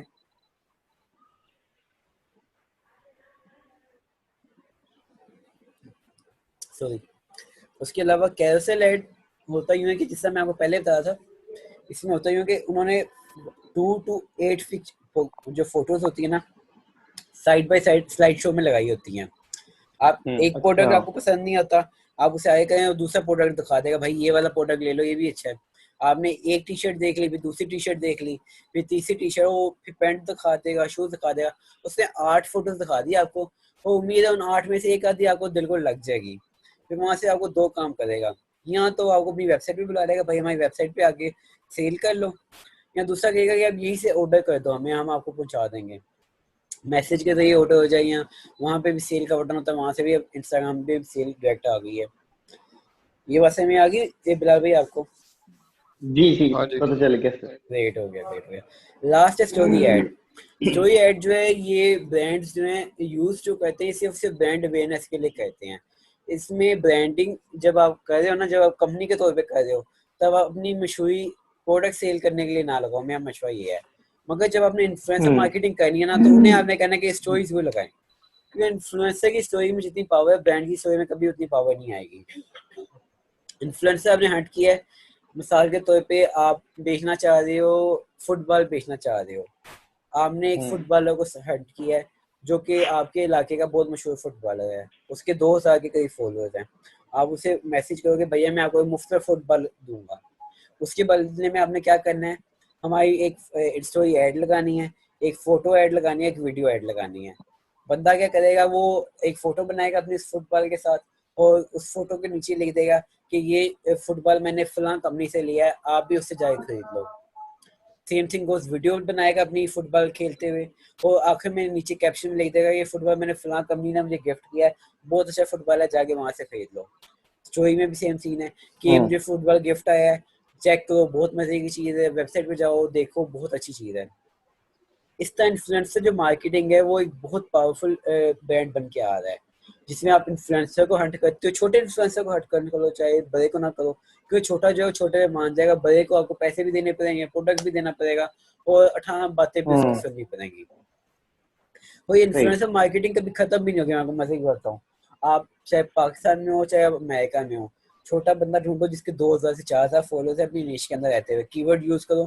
مثال کے طور پہ میں جیسا فٹ بال کی بات کر رہا تھا, تو آپ فٹ بالرز ان لاہور اس طرح کوئی کی ورڈ یوز کرو, آپ کو لاہور کے اندر جتنے فٹ بالرز ہیں وہ مل جائیں گے, یہاں جو فٹ بال کی پوسٹ لگاتے ہیں ہیش ٹیگ لگا کے, پھر آپ انہیں ایک ایک چیک کرو کہ ان کے کتنے فالوورز ہیں, کتنے ان کے کمنٹس آئے ہیں ڈیلی, ان کے کتنے لائکس ہیں, انہیں پھر ریچ آؤٹ کرو کہ یار میرے پاس ایک فٹ بال ہے, میں چاہتا ہوں کہ آپ اس فٹ بال کی مشہوری کرو, اس کے بدلے میں آپ کو ایک آدھا گفٹ دے دوں گا, اور اس طرح کر کے پیاری سی بات کر لی, اور ٹیمپلیٹ بنا کے پھر آپ نے ریچ آؤٹ کر لیا. پھر at the and of the جب وہ آپ کی مشہوری کرے گا نا, اس ایک فٹ بال دینے کے بدلے میں آپ کی جب 10 فٹ بال بکیں گے تو آپ کے پیسے بھی پورے ہو جائیں گے, اور آپ کی ریچ آؤٹ بھی کنورژن ہو جائے گی. کیا یہاں تک سمجھ میں آ گئی میں بھائی کو بات؟ ہاں جی سر. گریٹ ہو گیا. آگے چلتے ہیں, ڈیجیٹل مارکیٹنگ کی طرف ہم کیوں لے کے جا رہا ہوں میں آپ کو, اس کے بارے میں بات کرتے ہیں. یہ 2017 کا ڈیٹا ہے, اس کے اندر اگر آپ غور کریں, 2017 کی میں بات کروں, 2020 کی نہیں, آج سے 3 سال پہلے ٹی وی کے اوپر جو ایڈس چل رہی تھی بجٹ کے لحاظ سے, اگر آپ سمجھیں کہ آپ کا ٹوٹل پوری دنیا کا بجٹ 100 روپیہ تھا نا, تو 100 میں سے 28 روپیز جو تھے نا وہ آپ کے ڈیجیٹل میں لگ رہے تھے, چاہے وہ فیس بک پہ لگیں, چاہے گوگل پہ لگیں, چاہے واٹس ایپ پہ لگیں, چاہے انسٹاگرام پہ لگیں. آپ کے 28 روپے جو تھے وہ صرف ڈیجیٹل پہ لگے تھے. یہ کمبائنڈ اکیلا اتنا ہے جتنا آپ کا ٹی وی, پرنٹ, ریڈیو اور دوسرے میڈیاز ملا کے ہے. اب ان میڈیاز کو جب آپ اکیلے اتنا پاورفل دیکھتے ہیں, 2017 میں یہ تھا, اور 2018 میں یہ ہو چینج ہو گیا. 2020 کے اندر اب آپ لوگوں کا اگلا ٹاسک یہ ہے, اسائنمنٹ نمبر 2, آپ نے مجھے لیٹسٹ فیکٹس اور فگرس ڈھونڈ کے دینے ہیں کہ 2020 کے اندر کیا ڈیٹا ہے, ڈیجیٹل مارکیٹنگ پہ کتنا پیسہ لگا ہے. ٹھیک ہے, دیکھ لیا سوال آپ دونوں نے؟ جی فیضان بھائی. جی ٹھیک ہے مسلم بھائی. اوکے, آگے چلتے ہیں. اگلے 5 سال کے اندر انہوں نے یہ بتایا تھا 2017 کے اندر کہ ڈیجیٹل مارکیٹنگ 30.80 تک پہنچ جائے گی. مجھے لگا کہ 30 پوائنٹ سے اوپر چلی گئی ہے, ابھی 32 پہ پہنچ گئی ہے. یہ میں نے جب لاسٹ ٹائم ریڈ کیا تھا. مگر آپ لوگ ریسرچ کر کے بتائیے گا مجھے کیا ابھی کیا ہے, اور اگلے 5 سال کے اندر آپ کو کیا لگتا ہے کیا ہوگا. آپ کا ڈیٹا اگر آپ کو نہ ملے تو آپ اپنی طرف سے خود سے بھی ڈیٹا بنائیں, دیکھیں دوسری ویب سائٹس کو, دیکھیں کہ وہ کیا کہتی ہیں, کیا ہو رہا ہے, پھر وہاں سے اپنا ڈیٹا خود کریٹ کر لیں. ٹھیک ہے, آگے چلتے ہیں سرچ انجن مارکیٹنگ کے اندر. فیضان بھائی آپ کا کوسچن جو ہے ایس ای او کا, جی وہ اس کی بات کریں گے جی ہم. پہلے ابھی ہم سے سرچ انجن مارکیٹنگ کی بات کریں ہیں کہ ٹھیک آپ ہے. نے گوگل کے اوپر یا کسی بھی آن لائن پلیٹ فارم پہ پیسے لگا کے کیسے بیچنا ہے. ایس ای او جو ہے نا یہ میری فیوریٹ فیلڈ ہے, اس کے اندر آپ کو پیسے لگانے کی ضرورت نہیں پڑتی, مگر بہت کمپلیکیٹڈ ہے, اس میں ٹیکنیکل نالج بہت چاہیے ہوتی ہے, اس لیے اس سے تھوڑا میں نے بعد میں رکھا ہے. پہلے میں اس لیے چاہتا ہوں کہ آپ کو جو اسٹریٹ فارورڈ باتیں ہیں نا, جو پیسے لگانے والی باتیں ہیں وہ دکھا دوں کہ بھائی یہاں پہ پیسے لگتے ہیں. پھر جو مفت والی باتیں, جو ٹیکنیکل باتیں جہاں پہ ہمیں زیادہ کام کرنا ہے, وہ پھر میں آپ کو بعد میں ڈیٹیل میں سمجھاؤں گا. ٹھیک ہے نا؟ چلیں سرچ انجن ٹھیک ہے. مارکیٹنگ کی بات کرتے ہیں. سرچ انجن مارکیٹنگ جو ہے انٹرنیٹ مارکیٹنگ کی ایسی فارم ہے جس میں آپ ویب سائٹس پہ اپنی ویزیبلٹی کریٹ کرتے ہو, اپنی اویئرنیس کریٹ کرتے ہو, اور اپنی مشہوری کرتے ہو. اکثر جب آپ مشہوری ویب سائٹس کھولتے ہیں نا تو سیدھی ہاتھ کی طرف یا اوپر بینر کے طور پہ مشہوری آ رہی ہوتی ہے جیز کی یا زونگ وغیرہ کی، جس میں ان کے وہ بتا دیتے ہیں بھائی ہمارا نیا پیکیج آ گیا یا سم لگاؤ آفر یا کوئی اس طرح کی بات کر رہے ہیں جس سے ان کی برانڈ اویئرنیس کریٹ ہو رہی ہوتی ہے، کنورژن آ رہی ہوتی ہے یا اس طرح کے. یہ سارا کچھ سرچ انجن مارکیٹنگ میں آتا ہے. سرچ انجن مارکیٹنگ 3 قسم کی ہوتی ہے. ایک جو گوگل کے اوپر آپ کو ایڈ دکھائی دیتی ہے اوپر نیچے. دوسرا جب آپ ویب سائٹ پہ جاتے ہو یا اس کے گوگل کے پاس جاتے ہو وہاں پہ جو آپ کو ایڈ دکھائی دے رہی ہوتی ہے یہ سرچ انجن مارکیٹنگ میں آتی ہے. ٹھیک ہو گیا. بلال بھائی آپ کو بھی بات سمجھ میں آ گئی ہے؟ جی جی سر. گریٹ ہو گیا. محسن بھائی. جی جی محسن بھائی. جی جی حکم حکم. اچھا جس طرح آپ کہہ رہے ہیں کہ گوگل کے اوپر ہم لوگ سوشل مطلب یہ گوگل کے اوپر جا کے ہم مارکیٹنگ کرتے ہیں، اس طرح سے ایڈ سرچ وغیرہ انجن لگاتے ہیں، مارکیٹنگ جی یا ایسے کسی ہیں. ویب سائٹ کے اوپر جا کے انٹرنیٹ کے اوپر. جی جی ہاں جی. تو وہ ہمیں کیوں لگانے دیں گے اپنی ویب سائٹ پہ؟ جس طرح ایک پرائیویٹ اسکول کی ہے یا پھر جی جی پرائیویٹ کالج کی ایک ویب جی سائٹ جی ہے، جی. تو وہ ہمیں وہاں پہ کیوں ایڈ لگانے دیں گے؟ اچھا سوال ہے، اس کا میں جواب دیتا ہوں. بھائی جان جتنی بھی برانڈز ہیں نا وہ آپ کو کبھی بھی اپنی ویب سائٹ پہ برانڈنگ والی ویب سائٹ پہ نہیں لگانے دیں گی. آپ کو لگانے کون دیں گے؟ جن کا کام برانڈنگ نہیں بلکہ اویئرنیس ہے. اب مثال کے طور پہ نیوز پیپرز ہو گئے، بلاگنگ سائٹس ہوگی، یا جو بھی لوگ کنٹینٹ کریٹ کر رہے ہیں نا وہ آپ کو کہیں گے بھائی آؤ ہمارے پاس مشہوری کرو. یہ ایسے جیسے ٹی وی چینل والے یا کیبل چینل والے کہتے ہیں آؤ ہمارے پاس مشہوری کرو اور ہمیں پیسے دو ہم آپ کی مشہوری کریں گے، رائٹ؟ تو برانڈنگ والے کبھی آپ کو نہیں کہیں گے بھائی آؤ ہمارے پاس برانڈ، ہماری برانڈ ہے جیسا کوکا کولا یا انفینکس یا پھر کوئی بھی برانڈ جو ہے نا وہ کبھی بھی نہیں اجازت دے گا کہ آپ ان کے برانڈ کے اوپر جا کے اپنی ایڈورٹائزمنٹ کریں، کیونکہ اس سے ان کی برانڈ خراب ہوتی ہے. آپ کو تو اجازت دیں ہمیں گے. پھر جی جی تو ہمیں پھر جو ہے وہاں پہ خود پیسے دینے پڑیں گے کہ ہم اپنی مطلب ایڈورٹائزمنٹ چاہ رہے جی ہیں. بالکل بالکل. آپ کو کوئی بھی مارکیٹنگ والی فیلڈ جو ہے نا ہوں. جہاں پہ ایم لگ جائے گا آخر میں، پیسے کا بجائے نہیں ہوگی وہ. آپ کو کسی نہ کسی طریقے صحیح ہے. سے پیسے یا اپنا کوئی پروڈکٹ دینا پڑے گا یا اپنی سروس دینی پڑے گی یا کوئی چیز دینی ضرور پڑے گی آپ کو. ایسیو میرے خیال میں واحد ہی ایسی فیلڈ ہے جس میں آپ 1 روپیہ لگائے بغیر اپنی پروموشن کر سکتے ہو، ورنہ جتنی بھی ایڈورٹائزمنٹ کی فیلڈز ہیں نا اس میں پیسے ضرور لگتے ہیں آپ کے. صحیح ہو گیا. ٹھیک ہے. سرچ انجن مارکیٹنگ کی بات کر رہے تھے. سرچ انجن مارکیٹنگ کے اندر نا بلال بھائی ہمارے ساتھ ہے؟ جی جی. اچھا ٹھیک ہے، میسج کلیکٹ ہو گیا ابھی. اچھا سرچ انجن مارکیٹنگ کے اندر نا بھائی جان آپ اپنے تمام کی ورڈز کو 4 مرحلوں سے گزارتے ہو. پہلے آپ اپنے برانڈ کی پروموشن کرتے ہو، اس کی اویئرنیس کریٹ کرتے ہو، آپ ان کو دکھاتے ہو بھائی یہ برانڈ بھی ایگزسٹ کرتا ہے، ہاں بھائی یہ چیز بھی ہے، ٹھیک ہے. یہ آپ کی ہوگی پروموشن.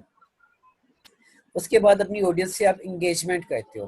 آپ انہیں کہتے ہو لائک کرو، کمنٹ کرو، شیئر کرو، اپنے دوستوں کو دکھاؤ. اس طرح کے انگیجنگ پوسٹ لگاتے ہو تاکہ وہ اسے خود بھی لائک کرے، آگے بھی انگیج کرے اور وہ اسے کسی طریقے سے کنیکشن بنا ہوا ہو گیا. کنیکشن بہت ضروری ہے. جب آپ اپنے کلائنٹ سے کنیکشن کریٹ کرتے ہو نا تو آپ کا ٹرسٹ کریٹ ہوتا ہے. جب ٹرسٹ کریٹ ہوتا ہے تو آپ کی برانڈنگ بنتی ہے. جب آپ کی برانڈنگ بنتی ہے پھر آپ کو سیل آنے لگتی ہے. یہاں تک بات کلیئر ہے نا بھائیو؟ ٹھیک ہے. ہاں جی. ٹھیک ہے.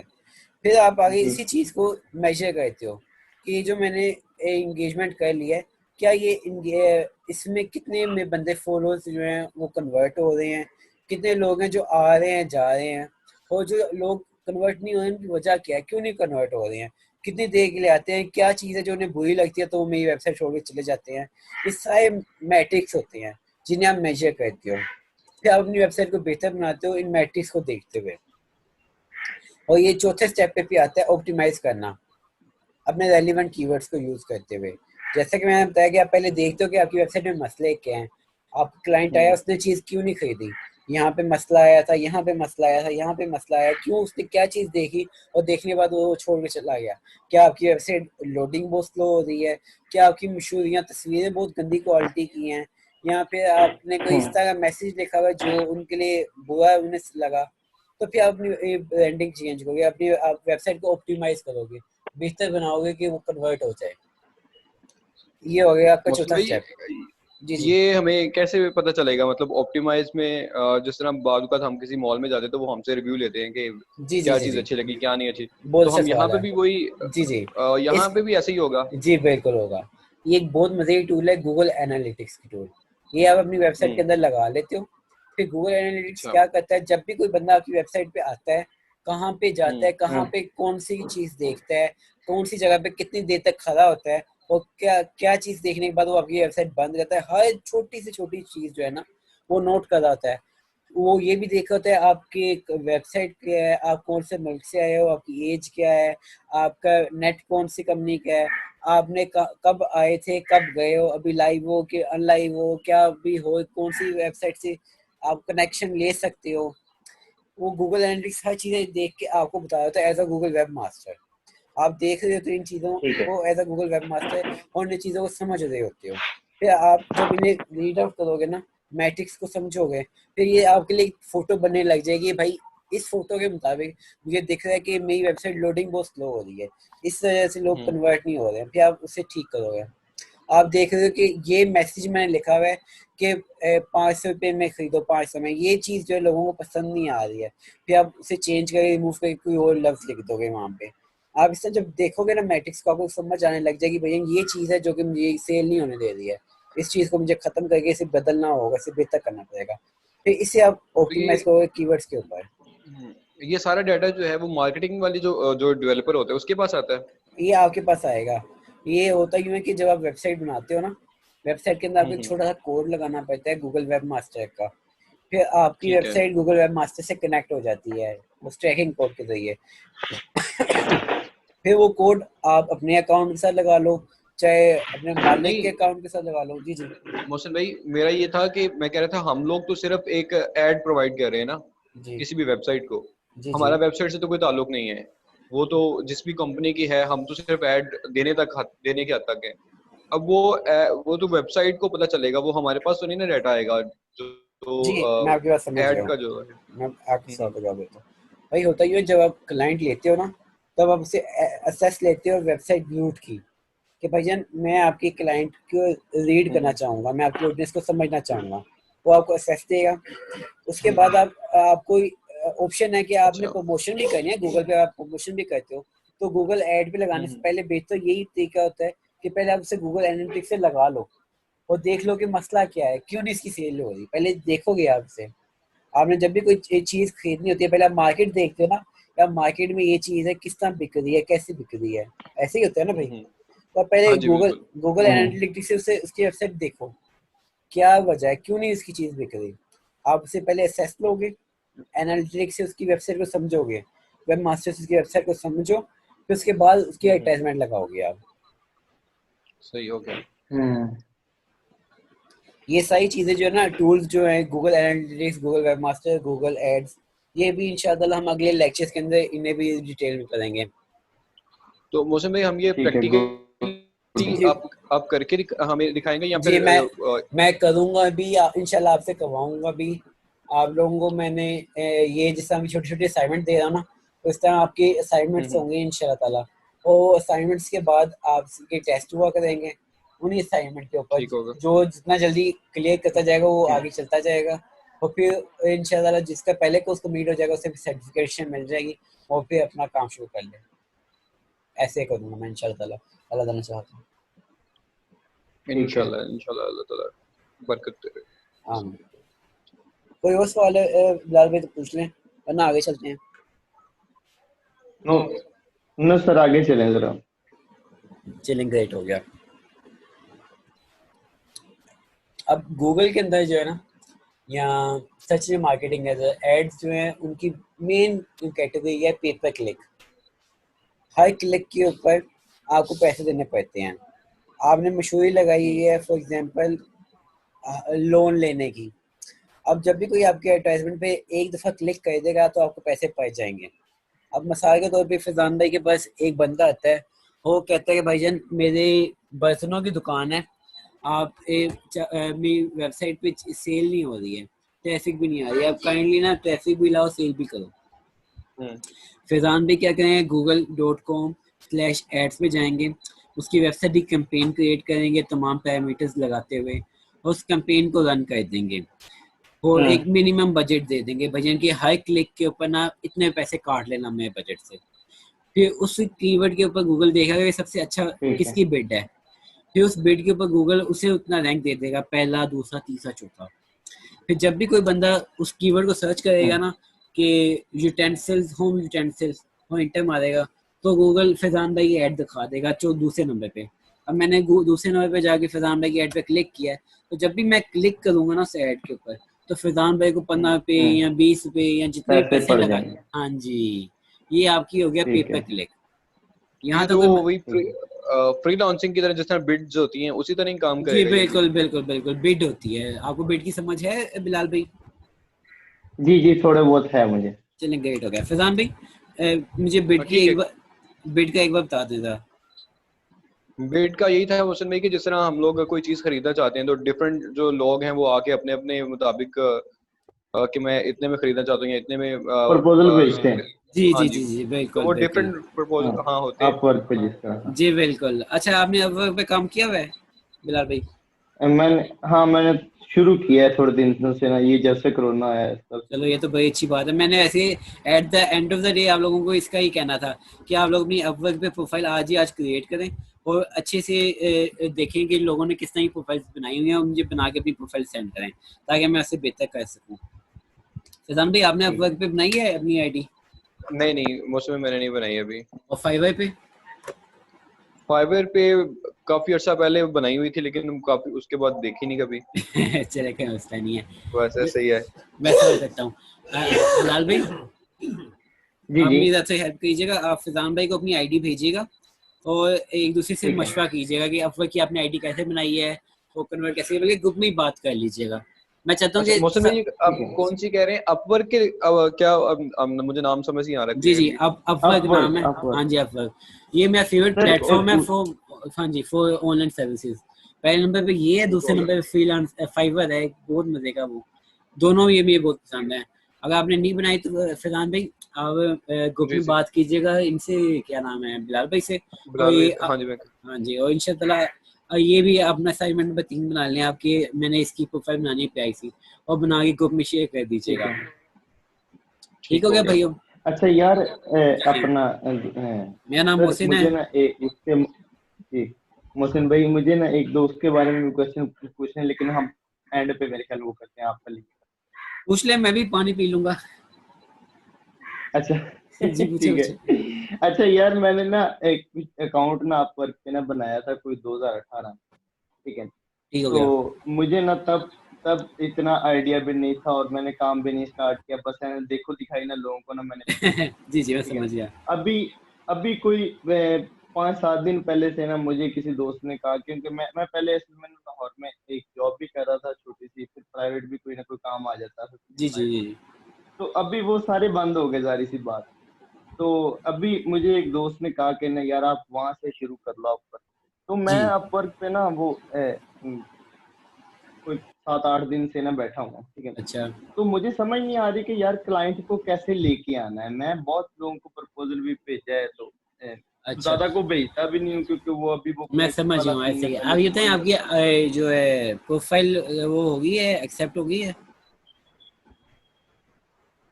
کیسے ایکسیپٹ ہوگی مجھے نہیں پتا. آپ کی پروفائل جو ہے نا، میں نے جب اپ ورک پہ کریٹ کرتے ہیں تو وہ ایکسیپٹ کرتے ہیں کہ ہاں جی میں نے آپ کی پروفائل ایکسیپٹ کر لی ہے. اس کے بعد پھر آپ اس پہ کلائنٹس آپ کے پاس آنا شروع کرتے ہیں. آپ کی پروفائل ایکسیپٹ ہوگی پہلے یہ بتائیں. یہ نہیں پتا مجھے یار. اچھا چلو کوئی مسئلہ نہیں ہے.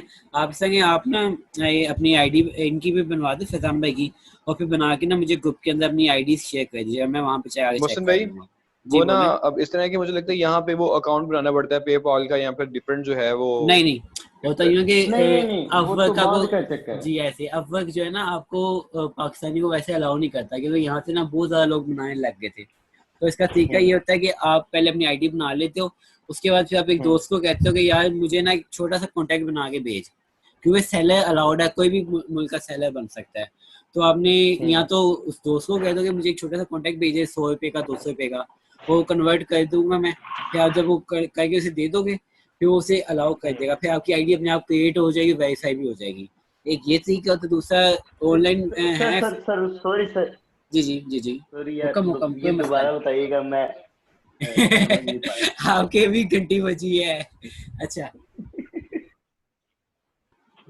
میں بتاتا ہوں. افق کا فیضان بھائی بلال بھائی سین یہ ہوتا ہے کہ پاکستان کے اندر نا 2012 کے اندر انہوں نے 2012-14 کے دوران میں نا بہت زیادہ لوگ یہاں پہ آئیڈیا بنانے لگ گئے تھے. تو انہوں نے کیا کیا تھا کہ سیلر کے طور پہ نا پاکستانیوں کے اکاؤنٹ انہوں نے ایز ڈیفالٹ بند کر دیے تھے. اب اگر آپ نے اکاؤنٹ بنانا ہے نا تو آپ ڈائریکٹ اکاؤنٹ وہاں پہ بنا کے اپروو نہیں کروا سکتے. اس کے لیے 2 طریقے ہوتے ہیں. ایک تو یہ طریقہ یہ ہے کہ پہلے کسی کا اکاؤنٹ بناؤ, آپ اس بندے سے ایک کانٹیکٹ لو, اس کانٹیکٹ کو فل کر کے پھر وہ آپ کانٹیکٹ اپروو کرواؤ گے اور پھر آپ کا اکاؤنٹ مل جائے گا. ایک یہ طریقہ ہے. دوسرا فیس بک کے اوپر گروپس بنے ہوئے ہیں جو کہ دوست وغیرہ پاکستانی, وہ مفت میں بھی آپ کو اکاؤنٹ بنا کے ویریفائی کروا دیتی ہیں. دوسرا میں آپ کو چاہیں تو ان کا بھی بتا دوں. جیسا ایک ہے extreme commerce by Sunni Ali group ہے فیس بک کے اوپر, وہاں پہ اچھے دوست ہیں. ان میں آپ کہو گے نا کہ یار میں افورک پہ کام کرنا چاہتا ہوں, کائنڈلی میرا اکاؤنٹ جو ہے اپروو کروا دیں, تو آپ کو مفت میں اکاؤنٹ اپروو کروا دیتے ہیں. یہ 2 طریقے ہیں جو کہ پاکستانیوں کے لیے سب سے آسان ہے. بلال بھائی سمجھ میں آ گئی بات؟ یہ گروپ کا وہ بھیجیے گا ہمیں وہ لنک. جی جی بالکل انشاءاللہ وہ بھی بھیج دوں گا. سر جو پہلی بات آپ نے کی ہے نا کہ آپ کا کوئی دوست ہو اور وہ کر دے, وہ سر میں بتا دیتا ہوں, کوئی مسئلہ نہیں. دیکھیں سر, دوستوں لازمی نہیں ہے. اصل میں لازمی یہ ہے کہ آپ کا جو دوسرا بندہ ہے نا اس کا بایا کا اکاؤنٹ ہو, یعنی کہ وہ کوئی کام کروانا چاہتا ہے. ٹھیک ہے.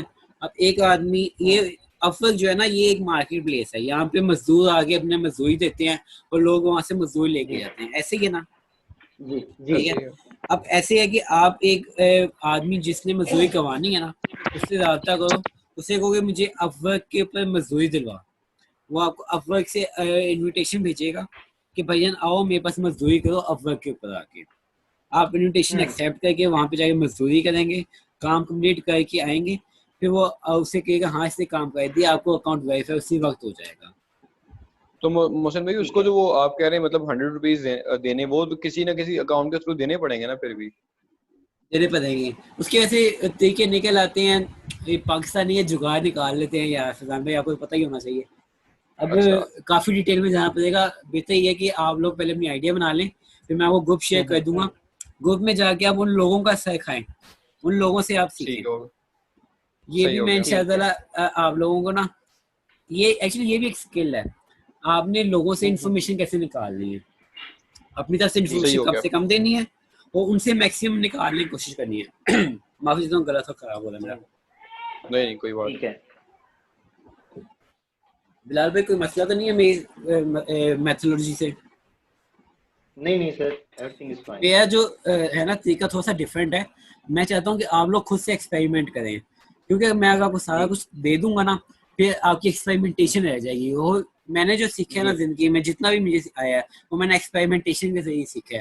اور یقین کی جو ایکسپیریمنٹیشن سے سیکھا ہوا ہے نا وہ ہمیشہ میرے کام آتا ہے. اس لیے میں چاہتا ہوں آپ کو بھی میں اسی طریقے سے سکھاؤں. نظام پہ کوئی مسئلہ تو نہیں ہے نا آپ کو اس طریقے سے؟ نہیں سب کچھ ٹھیک ہے, سب کچھ ٹھیک ہے. چلو گریٹ ہو گیا. اب اس لیکچر کے آخری سلائیڈ ہے SEM کی, سرچ انجن پیپر کلک والی, جس کے اوپر ہم بات کر رہے تھے. 2 قسم کی پیپر کلک ہوتی ہے, ایک جو کہ گوگل کے اوپر آپ دکھائی دیتی ہے جب آپ سرچ کرتے ہیں. دوسرا جب آپ کسی نیوز چینل پہ جاتے ہیں یا پھر نیوز ویب سائٹ پہ جاتے ہیں یا بلاگ کے اوپر جاتے ہیں جہاں پہ کنٹینٹ ہو وہاں پہ دکھتی ہے. دونوں کا کام چیز بیچنا ہی ہے. اور ہر دفعہ جب آپ اس پہ کلک کیا کریں گے تو آپ کی ایک پیسے گئے جائیں گے, $15 $20 جو بھی آپ نے بڈ لی ہوگی نا اتنے بڈ آپ کی گئے جائے گی. اس میں بڈ کا سین یہ ہوتا ہے کہ جس کی سب سے اچھی بڈ ہوگی نا گوگل اسے اتنا اچھا رینک دے گا, اسے اتنا زیادہ دکھائے گا, کیونکہ گوگل کو اس سے زیادہ فائدہ ہوگا. مثال کے طور پہ میں نے بھی ایک بڈ لگائی ہے لیپ ٹاپ کے اوپر $15 کی, بلال بھائی نے بڈ لگائی ہے لیپ ٹاپ کے اوپر $16 کی, فیضان بھائی نے بڈ لگائی ہے اسی لیپ ٹاپ کے اوپر $18 کی. گوگل ظاہر سی بات ہے فیضان بھائی کی بڈ دکھائے گا کیونکہ اس کی بڈ پہ زیادہ منافع ہوتا ہے. اس کے بعد پھر وہ دکھائے گا بلال بھائی کی, آخر میں دکھائے گا وہ میری بڈ. یہاں تو کوئی مسئلہ تو نہیں ہے, مگر آپ نے موسم اس پہ بھی نا بڑا ایشو وہ ہوتا ہے. اب وہ ایک چیز پہ ہم نے فائر ورک پہ کام وہ اس پہ فری لانسنگ کے دیکھ رہے تھے, تو وہ ہم نے لگایا 250, انہوں نے لکھا ہوا تھا, ہم نے کہا 250 ٹھیک ہے, جو پہلے سے اس نے لکھا ہوا تھا 250 مطلب $500 کے اندر میں یہ کر دوں گا, یہ ہو جائے گا. فی الحال سے ہی بات کر رہے ہو. ہاں جی, تو وہاں پہ نیچے آ گئے نا وہ انڈیا والے وہ 100 روپے میں بھی سیل کر رہے تھے, اور میں سر پکڑ کے بیٹھ کے, میں کیسے کر لیتے ہیں لوگ, کہاں سے آتے ہیں یار, کیسے کر لیتے ہیں یار آپ تو یہ بات کر رہے ہو, رات کو میں کچھ وہ فوٹو شاپ کے کام سے میں نے نا وہ ایک بندے کو نا فری میں کر کے بھی دیا ہے, اٹیچ کر کے دیے فائل. میں نے کہا بھائی کچھ دے دے اس کے بدلے مجھے, نہیں تو ایٹ لیسٹ وہ آ جاتا ہے نا کہ وہ آپ کا سر آپ کو پتا وہ ہسٹری میں تو ایڈ ہو جاتا ہے, تو میں چاہ رہا تھا کہ میرا وہ ہسٹری میں ہی کم از کم ایڈ ہو جائے. یہ بالکل آپ نے اچھا کام کیا ہے, اچھا کام کیا ہے. آپ کی جب کلائنٹ بنتے ہیں نا, آپ کو 5 اسٹار ریٹنگز آنے لگ جاتی ہیں, وہاں سے آپ کو بہت فائدہ ہوتا ہے. پہلا کلائنٹ, پہلے جو 5 کلائنٹ ہیں وہ آپ کے لیے سب سے مشکل کلائنٹ ہوں گے. آپ کو محنت بھی بہت کرنی پڑے گی, آپ کو منافع بھی نہیں ہوگا, آپ کا سر بھی درد ہوگا, اور آپ کا دل بھی نہیں کرے گا.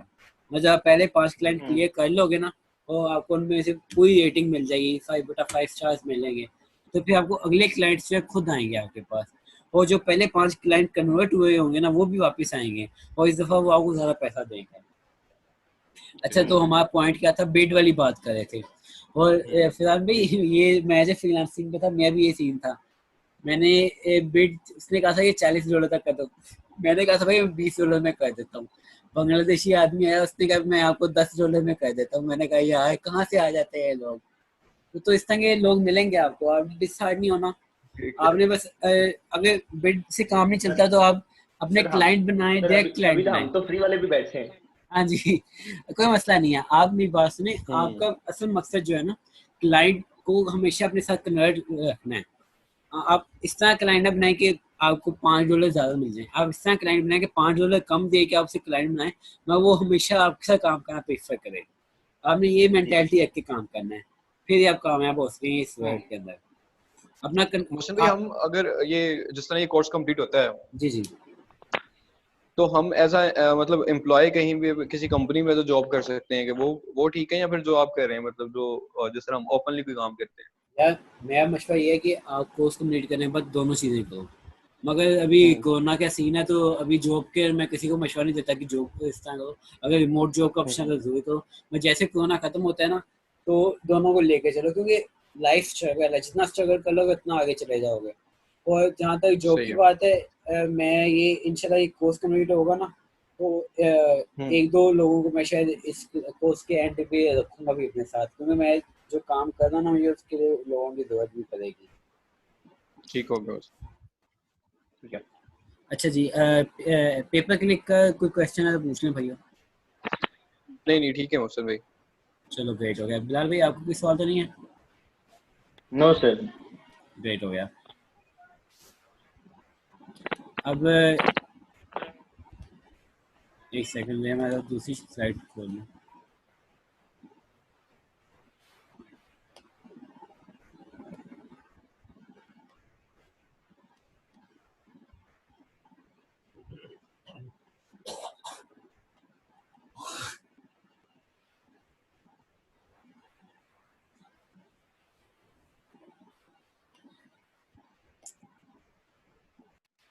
اچھا بھائی, اب آپ لوگوں کو یہ والی اسکرین دکھائی دے رہی ہے؟ جی ہاں جی.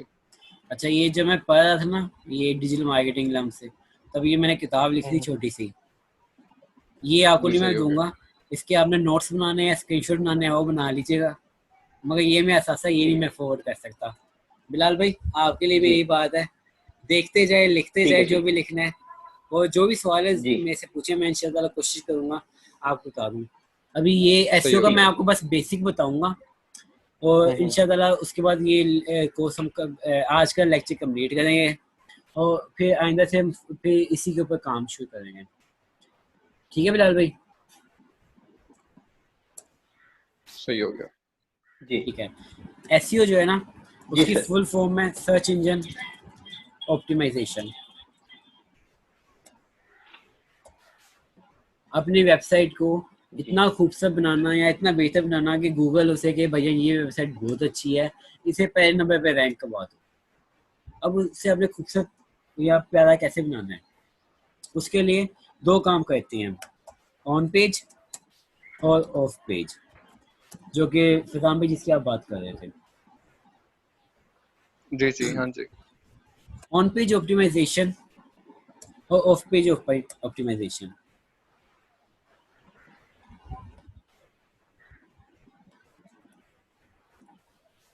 ऑन पेज ऑप्टिमाइजेशन में आपने अपनी वेबसाइट को बेहतर बनाना होता है, और उस बेहतर बनाने के लिए आप मुख्तलिफ काम करते हो। आप मेटा डेटा यूज़ करते हो, आप स्कीमा यूज़ करते हो, आप अपनी वेबसाइट की पेज स्पीड बेहतर करते हो।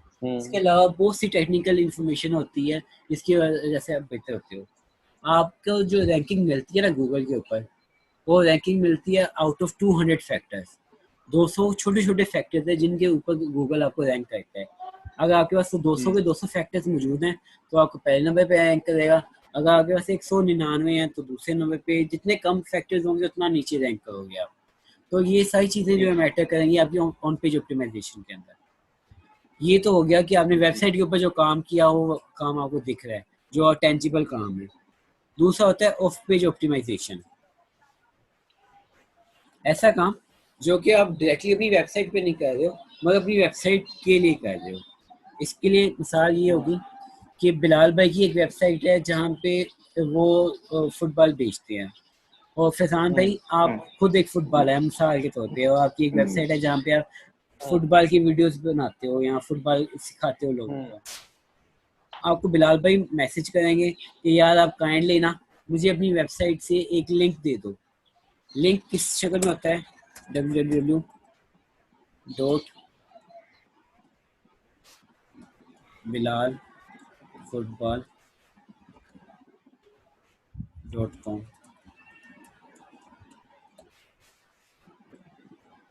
/